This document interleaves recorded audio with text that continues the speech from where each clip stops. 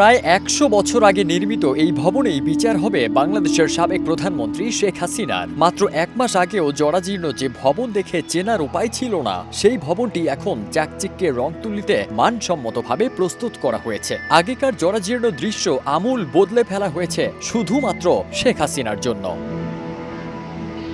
২০১০ সালে গঠিত এই ট্রাইব্যুনালে এখানে বেশ কয়েকটি মামলায় যুদ্ধাপরাধের আসামিদের সাজা দেওয়া হয়েছিল। আন্তর্জাতিক সুযোগ সুবিধা সম্পন্ন নতুন সংস্কার করা আন্তর্জাতিক এই অপরাধ ট্রাইব্যুনালের সামগ্রিক সংস্কার কার্যক্রম প্রায় সম্পন্ন হয়েছে। সাবেক প্রধানমন্ত্রী সহ বিগত সরকারের মন্ত্রী এমপি যাদের বিরুদ্ধে জুলাই হত্যাকাণ্ডের মতো নানা রকম চাঞ্চল্যকর হত্যা ও গণহত্যার মতো অভিযোগ আনা হয়েছে, তাদের বিচারের মুখোমুখি করা হবে এই আন্তর্জাতিক অপরাধ ট্রাইব্যুনালে।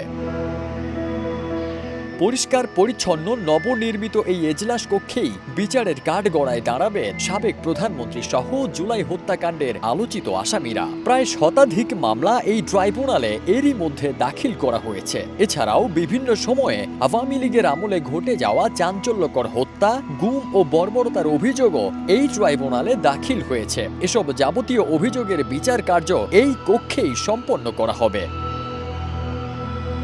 মাত্র ১ মাস আগে এই আন্তর্জাতিক অপরাধ ট্রাইব্যুনালে চেয়ারম্যান সহ ৩ জন বিচারপতি নিয়োগ হয়েছে। প্রাথমিকভাবে যাদের একটি বেঞ্চের কাজ ইতোমধ্যেই শুরু হয়েছে। প্রয়োজন হলে বেঞ্চের সংখ্যা আরও বাড়তে পারে বলে জানিয়েছেন চিফ প্রসিকিউটর।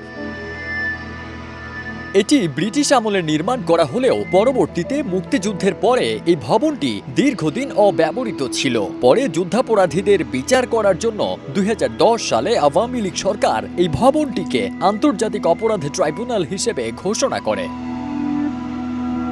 ফারদিন সানি, দেশ রূপান্তর।